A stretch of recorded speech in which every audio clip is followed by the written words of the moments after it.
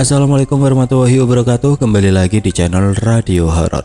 Untuk kisah kali ini masih ada sebuah cerita yang ditulis oleh Nasura 2101 dari ceritanya Ibis Katon. Sebuah kisah yang berjudul Lung Gita, asal usul Lung Gadung. Dan sebelum kita lanjut ke ceritanya, tekan dulu tombol like video ini dan jangan lupa tekan juga tombol subscribe channel ini. Nyalakan juga lonceng notifikasinya agar tidak ketinggalan cerita-cerita lainnya dari channel ini. Dan buat teman-teman yang pengen membaca langsung ceritanya, nanti silahkan saja kunjungi linknya yang nanti akan saya sertakan di kolom deskripsi. Dan seperti apa untuk kisah kali ini? Langsung saja kita masuk ke ceritanya.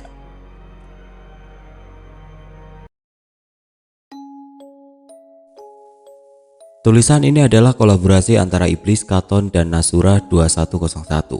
Kisah ini berbasis kisah nyata. Nama dan tempat kami samarkan demi melindungi narasumber dan orang-orang yang terlibat dalam kisah ini. Mohon bijak menyikapi kisah ini, karena tujuan menulis kisah ini hanya untuk menghibur, tanpa ada niatan menyinggung pihak manapun. Mbah Dukun mulai melinting tembakau dengan sigaretnya, lalu setelah menjadi bentuk rokok tapi lancip di bawah, besar di ujungnya. Dibakarnya rokok lintingan yang baru dibuatnya, lalu dihisap. Kemudian, ditiupkannya ke depan. Asap rokok mengepul memenuhi udara. Ia tampak menikmati rokok lintingan buatannya.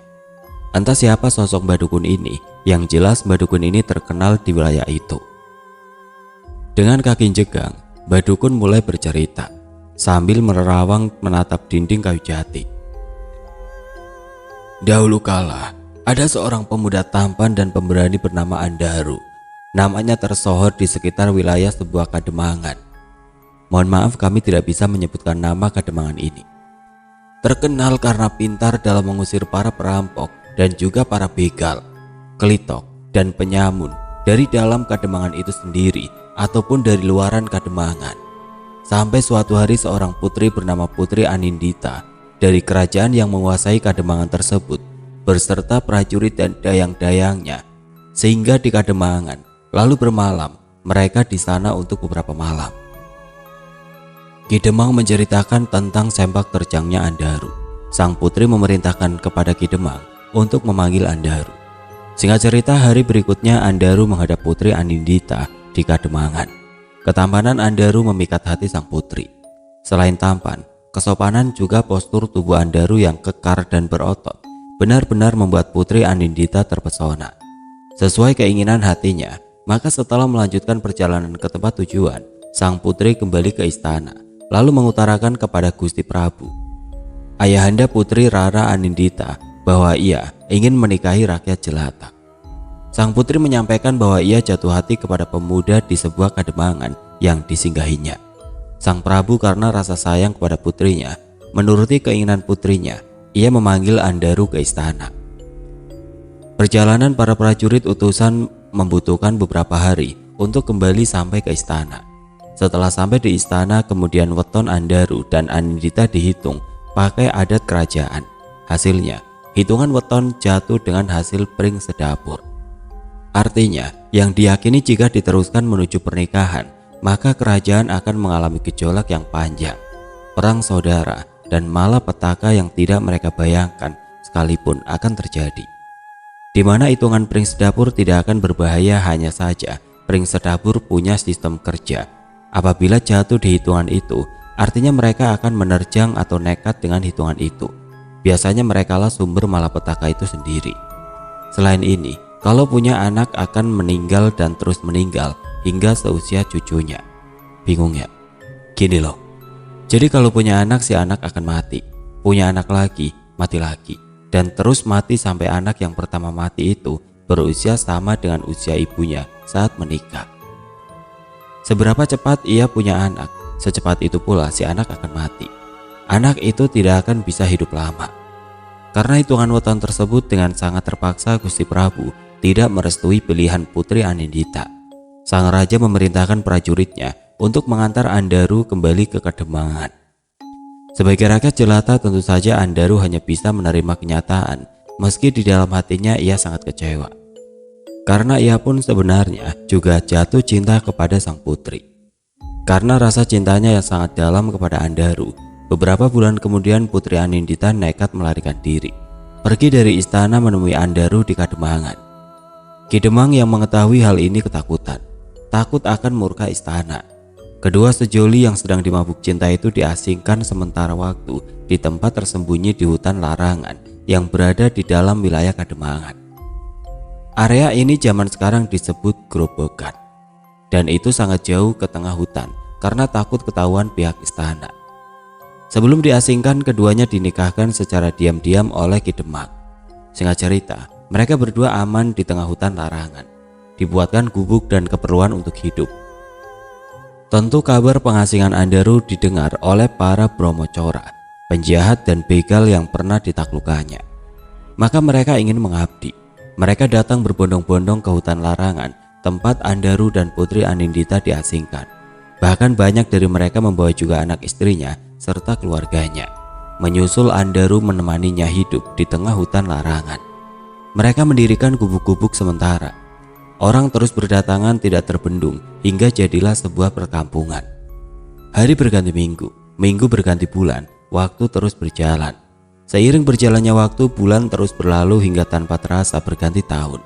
Hingga mereka mendengar kabar baik bahwa Putri Anindita telah hamil.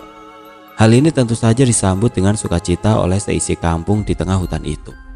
Pesta digelar sebagai rasa syukur kehamilan sang putri. 9 bulan kemudian sang putri melahirkan, tetapi rupanya ramalan sang dukun istana menjadi kenyataan. Si jabang bayi meninggal beberapa saat setelah dilahirkan. Sejak saat itu seolah ramalan demi ramalan mulai menjadi kenyataan. Tanpa sadar kampung itu mulai dilingkupi hal hitam sesuai ramalan. Kampung yang awalnya damai mulai ada masalah. Suatu hari mereka kehabisan bahan makanan. Gak ada saudagar atau para pejabat yang melewati hutan itu. Bahkan kiriman bahan makanan dari Kademangan tidak lagi datang. Kiriman yang biasanya rutin datang setiap sepekan tidak pernah datang lagi. Hingga tanpa terasa sudah 3 bulan tanpa pasokan. Maka Andaru mengutus beberapa orang untuk pergi ke Kademangan. Tetapi mereka tidak pernah kembali. Akhirnya utusan kedua pun dikirim lagi, dan lagi-lagi mereka tidak kembali. Sebenarnya mereka tidak pernah sampai keluar hutan, karena setiap utusan yang keluar dari persembunyiannya, para utusan itu dibantai oleh prajurit utusan dari istana. Mayatnya digantung di rumpun-rumpun bambu yang ada di sekitaran hutan, di luar hutan larangan. Nasib utusan kedua pun sama, dibantai dan digantung, makanya tidak pernah kembali. Sejak saat itu Andaru tidak pernah lagi mengirim siapapun lagi. Waktu terus berjalan. Putri Anindita kembali hamil dan 9 bulan kemudian ia melahirkan untuk kedua kalinya. Dan nasib bayi yang dilahirkannya tidak lebih dari anak yang pertama. Meninggal dunia setelah beberapa saat setelah dilahirkan. Hal itu membuat sedih Putri Anindita dan Andaru. Mereka mulai teringat ucapan dukun istana bahwa hitungan weton mereka jatuh pada pring sedapur. Namun karena rasa cinta yang sudah terlanjur mendarah daging, keduanya terus bertahan saling mendukung dalam situasi yang sangat berat itu. Waktu terus berlalu, meski dengan situasi yang sulit, mereka terus bertahan dengan segala keterbatasan hingga tanpa terasa mereka sudah tinggal di dalam hutan larangan selama 5 tahun. Suatu hari salah satu pengikut Andaru melihat rombongan prajurit yang lumayan banyak, sekitar 30 orang prajurit. Dari pakaian yang mereka kenakan, diketahui bahwa mereka adalah prajurit dari istana ayahanda Putri Anindita. Karena ketakutan akan ditangkap, para prajurit dihabisi dengan kejam. Lalu mayatnya diperlakukan sama dengan apa yang dilakukan terhadap para utusan yang tidak pernah kembali. Mayat-mayat para prajurit digantung di salah satu hutan bambu di wilayah mereka. Mayat-mayat bergantungan itu tampak mengerikan, menyisakan kengerian bagi siapapun yang menyaksikan hal ini. Seorang pemuda desa yang berasal dari Kademangan menggigil di tempat persembunyiannya dengan mata melotot hingga hampir keluar, menyaksikan mayat-mayat yang tergantung di atas rumpun-rumpun bambu. Pemuda itu pergi ke hutan bambu untuk mencari rebung atau bambu muda, tanpa sadar langkah kakinya memasuki hutan larangan. Tapi langkahnya terhenti saat ia menyaksikan satu persatu para prajurit yang mengepung kampung milik Andaru itu tertangkap basah hingga berakhir pada pembantaian. Pemuda itu masih menggigil di tempat persembunyiannya tanpa berani beranjak. Sudah hampir seharian dia bersembunyi di sana saat matahari hampir tenggelam, ia beranjak dari tempat persembunyiannya, lalu mengendap-endap keluar dari hutan bambu. Sejak itu dia tidak berani menceritakan apa yang disaksikannya di hari itu. Begitu ia keluar dari hutan, ia berlari sifat kuping, tunggang langgang menuju rumahnya. Ia berlari bagai dikejar hantu tanpa memperdulikan apapun. Berapa kali ia terjungkal, tapi ia langsung bangkit lagi dan terus berlari. Orang-orang yang melihatnya sampai keheranan. Saat ia sampai di halaman rumahnya, ia ambruk dan tidak bergerak lagi. Orang tuanya yang memang seharian mengkhawatirkannya menghambur keluar rumah begitu melihat anaknya datang. Kedua orang tua itu langsung menolongnya saat menyaksikan anaknya tidak sadarkan diri di tengah halaman. Ia mengalami demam tinggi selama beberapa hari. Orang tuanya meyakini hal ini disebabkan karena kesasar di dalam hutan yang membuat fisiknya lemah. Mengapa orang tuanya menyimpulkan anaknya kesasar? Biasa belum tengah hari ia sudah kembali. Hari itu ia kembali saat hari hampir gelap. Sejak saat itu ia selalu mengalami mimpi buruk tiap kali matanya terpejam. Hingga ia jarang tidur, seolah ia sangat takut untuk terlelap. Hingga ia sering mengalami demam tinggi, ia juga berubah menjadi sangat pendiam. Dan terkadang bisa menjadi sangat ketakutan karena hal-hal kecil. Misalnya, saat ibunya terkena pisau di jarinya dan ada sedikit darah yang keluar dari jari ibunya. Ia langsung histeris lalu berlari ketakutan. Ia bersembunyi di kamarnya dan tidak keluar kamar hingga esok harinya. Berbagai cara diupayakan oleh kedua orang tuanya untuk kesembuhannya, mulai dari memanggil tabib hingga dukun. Tapi ia tidak pernah benar-benar membaik. Kejadian yang disaksikannya di hutan bambu memang menghantuinya hampir di sepanjang hidupnya. Sementara di hutan larangan, di kampung milik Andaru, situasi tidak pernah berubah. Bahan makanan makin lama makin menipis hingga akhirnya benar-benar habis. Mereka masih bertahan dengan makanan apa adanya. Tumbuhan yang biasanya menjadi bahan makanan juga punah dan tidak mau tumbuh lagi. Binatang liar yang mereka tangkap di sekitar hutan masih membantu mengisi perut mereka. Namun lama-kelamaan mereka tidak pernah mendapatkan binatang hingga mereka benar-benar kelaparan. Sampai akhirnya Andaru memutuskan untuk ia bersemedi di salah satu tempat paling angker di dalam hutan larangan. Di tempat yang belum pernah dijamah oleh siapapun termasuk oleh Andaru sendiri. Tempat paling terasing dari hutan larangan, Andaru masih tidak percaya dan tidak mau mengakui ramalan dukun istana. Ia masih begitu yakin bahwa semua yang terjadi masih bisa dirubah. Alhasil keluarlah iblis penguasa hutan bernama Sasak Bawono. Perjanjian pun terjalin. Andaru meminta keturunan serta meminta kesaktian. Semua keinginan Andaru dikabulkan oleh Sasak Bawono dengan satu pantangan, yaitu Andaru dilarang memakan sesuatu. Hal ini hanya Andaru sendiri yang tahu. Tanpa Andaru sadari, dia justru memberi bukti lain dari kebenaran ramalan dukun istana. Andaru yang terkenal mengedepankan logika dan selalu tunduk kepada kewenangan Sang Hyang Wenang, kini justru bersekutu dengan iblis. Ada hal lain yang lebih mengerikan dari ini yang tidak Andaru ketahui. Orang-orang yang di kampungnya karena kelaparan akhirnya mulai memakan bangkai manusia yang mereka bantai. Bangkai para prajurit istana yang mereka gantung di rumpun-rumpun bambu. Mereka turunkan satu persatu tiap kali mereka kelaparan. Mereka secara diam-diam melakukannya dan akhirnya mereka keterusan.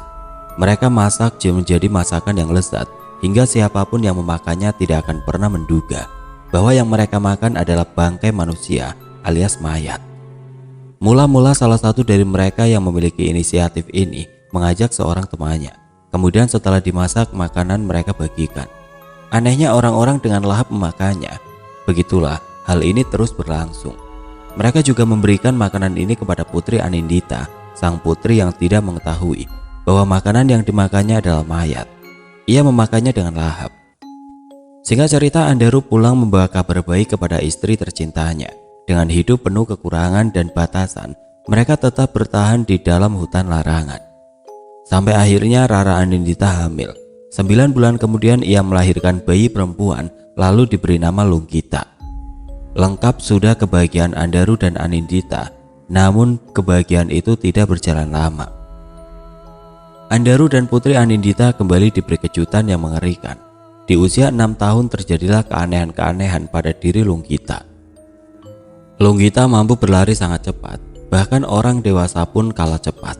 Ia juga gesit, pandai memainkan pisau atau pedang. Setelah Andaru menyelidiki hal ini, ternyata semua ini ada sangkut pautnya dengan Sasak Bawono. Ia yang telah memberi kesaktian kepada Lunggita semenjak masih di dalam kandungan ibunya. Lagi dan lagi apa yang diramalkan oleh dukun istana kembali terjadi. Dan ini adalah awal dari malapetaka yang lebih besar lagi. Keanehan lain pun terjadi. Lambat laun kulit Lunggita yang semula seperti manusia biasa, putih dan mulus, lama-kelamaan menghitam. Semakin bertambahnya waktu semakin hitam legam. Bila terlihat dari kejauhan, kulitnya berwarna keunguan. Lunggita semakin dewasa semakin bertambah kesaktiannya, hingga suatu hari tiba-tiba ia pergi meninggalkan kampungnya. Sesungguhnya hal ini didasari atas rasa penasaran yang tinggi atas dunia luar. Sejak berusia 6 tahun ia sering diam-diam memanjat pohon tertinggi di hutan larangan. Lalu dari sana ia melihat dunia luar, dunia yang lebih luas dari sekedar kampungnya. Sejak saat itu Lunggita sesungguhnya ingin meninggalkan kampungnya dan melihat dunia luar. Tapi keinginan itu dipendamnya. Selain rasa takut juga karena larangan orang tuanya. Hingga akhirnya ia dewasa, ia sudah tidak dapat menahan diri lagi untuk melihat dunia luar. Saat ini pun tidak ada sesuatu yang membuatnya takut. Berbekal rasa penasaran yang tinggi, ia menyusuri hutan. Banyak halangan dan rintangan yang ia hadapi. Tapi karena ia memiliki kesaktian tinggi, Lunggita dengan mudah melewati rintangan itu. Hingga akhirnya ia keluar hutan dan berpapasan dengan anak buah Andaru. Mereka saling sapa mengetahui kalau Lunggita adalah putri dari Andaru dan Anindita. Meski parasnya buruk rupa dan menakutkan, Lunggita adalah seorang yang ramah. Ia juga memiliki etika dan tata krama. Bagaimanapun ia anak seorang putri kerajaan. Putri Anindita dan Andaru mendidiknya dengan sangat baik. Lunggita sampai di Kademangan. Orang-orang menatapnya dengan tatapan aneh bercampur ngeri, menyaksikan kedatangan bocah kecil yang aneh. Rambut yang acak-acakan tidak terawat, seperti orang gila. Kulit hitam keunguan, matanya merah memancarkan kekejaman. Lunggita mesti sudah dewasa, tinggi badannya memang masih seperti anak-anak. Sorot matanya adalah sorot mata iblis, sorot mata milik Sasak Bawono. Suasana Kademangan yang tadinya damai tiba-tiba berubah beku. Orang-orang mulai berbisik-bisik membicarakan Lunggita, sementara Lunggita hanya berjalan santai melewati orang-orang. Hatinya begitu riang, ia tidak menyadari bahwa kehadirannya telah membuat orang-orang ketakutan. Orang-orang yang mendengar bisik-bisik mulai penasaran dan mulai berkerumun ingin melihat secara langsung sosok Lunggita yang sedang dibicarakan di mana-mana. Kabar tentang kedatangan anak kecil yang berwujud mengerikan memang telah menyebar bagai wabah penyakit menular. Tidak terbendung, Lunggita yang kemudian sadar bahwa kehadirannya mengundang perhatian, ia tersenyum hendak menyapa orang-orang. Namun dia tidak menyadari bahwa senyumnya telah membuat orang-orang membeku ketakutan dengan tatapan ngeri. Saat tersenyum, mulut Lunggita memang tampak mengerikan. Mulutnya yang lebar hampir mencapai telinga, membuat siapapun yang menyaksikan senyumannya itu tercekat. Suasana yang tadi ramai berubah hening, tidak ada satupun yang berani bersuara. Tatapan mereka berubah menjadi ketakutan bercampur ngeri. Lunggita yang menyadari bahwa suasana menjadi hening, ia mengatupkan bibirnya, lalu menatap satu persatu orang yang mengelilinginya. Tatapan Lunggita yang tajam dan penuh selidik semakin membuat orang-orang gemeteran. Suasana menjadi semakin beku, aura hitam pekat mengoar, rasa takut dan kengerian tiba-tiba menguasai tempat itu. Rasa takut dan ngeri yang keluar dari orang-orang beradu dengan rasa tatapan tajam Lunggita. Entah berapa lama mereka terbelenggu dalam suasana tegang yang mencekam, hingga salah satu dari mereka tiba-tiba berteriak, "Matanya, lihat matanya, matanya adalah mata iblis." Salah satu dari mereka berteriak ketakutan, lalu hening. Lunggita yang semakin menyadari bahwa situasi mencekam itu adalah disebabkan olehnya, ia mencoba kembali tersenyum. Ia lupa bahwa senyumnya yang telah membuat orang-orang itu membeku. Detik selanjutnya, blek. Salah satu dari orang-orang yang mengelilinginya tiba-tiba pingsan. Tentu saja hal ini membuat orang-orang melotot ngeri dan semakin menggigil.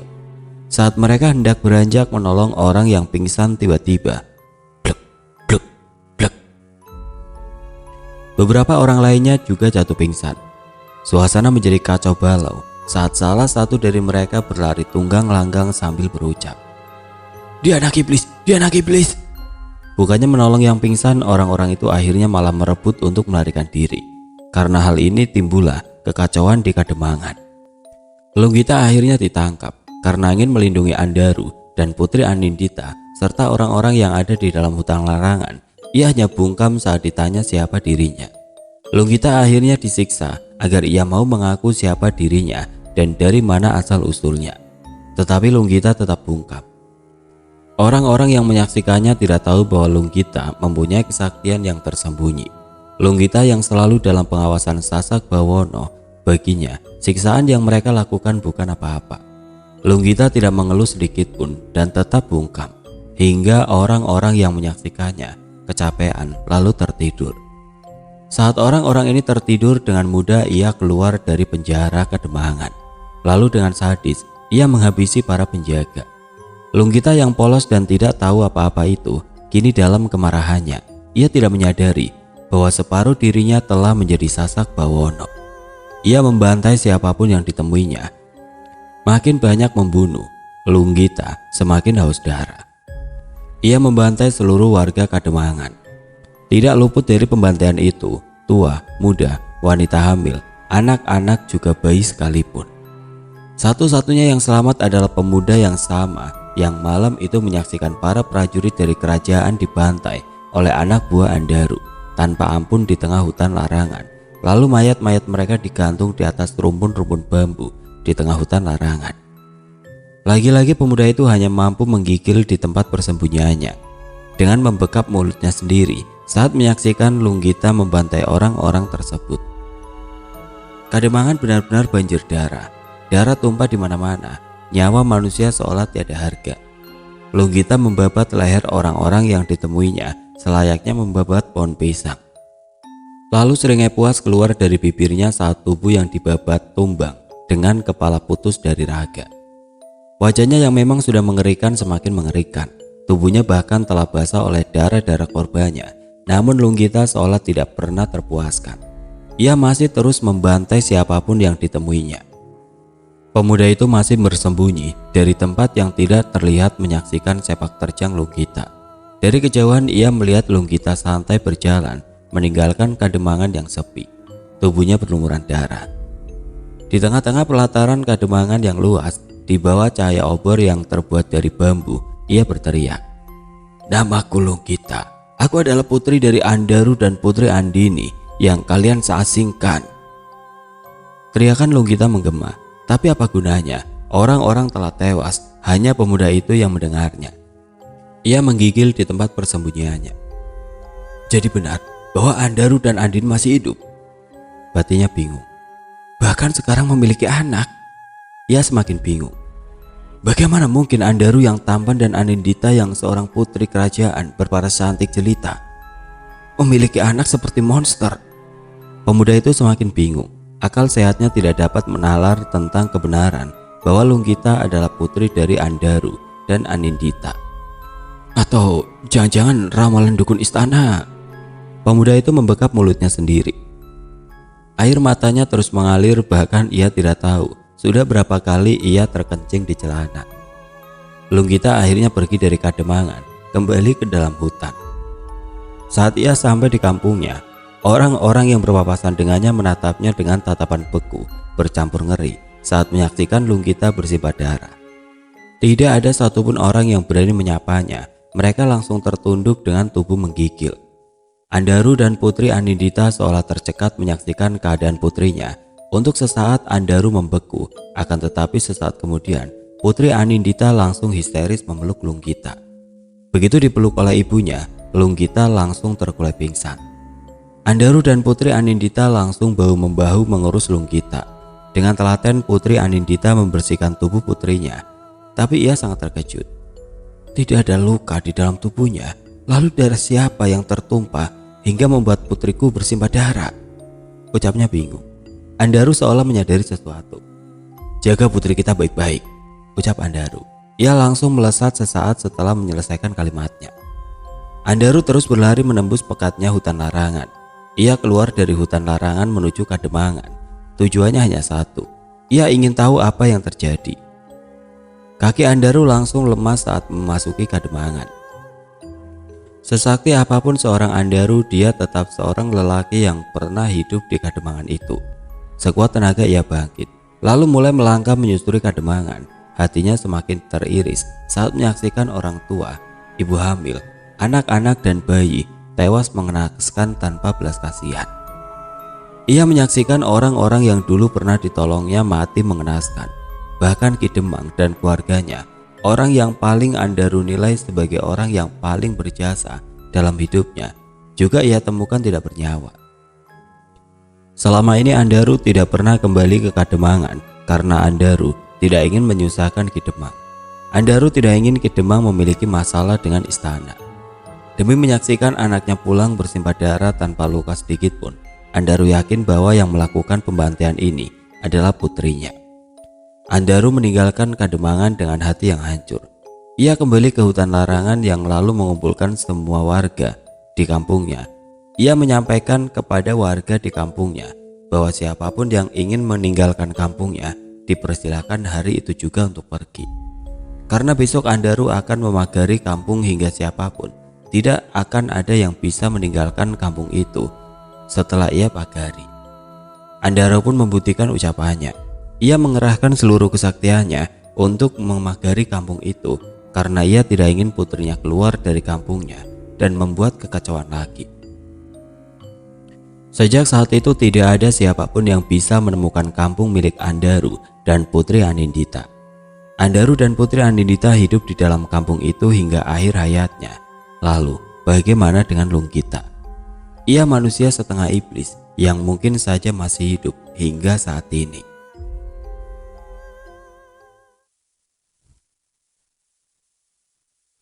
Oke teman-teman, sekian untuk kisah kali ini. Bagaimana menurut kalian tentang kisah ini? Tulis komentar kalian di kolom komentar. Dan buat teman-teman yang baru bergabung, jangan lupa untuk like, komen, share, serta subscribe channel ini. Dan nantikan kisah-kisah horor berikutnya tetap di channel Radio Horor. Wassalamualaikum warahmatullahi wabarakatuh.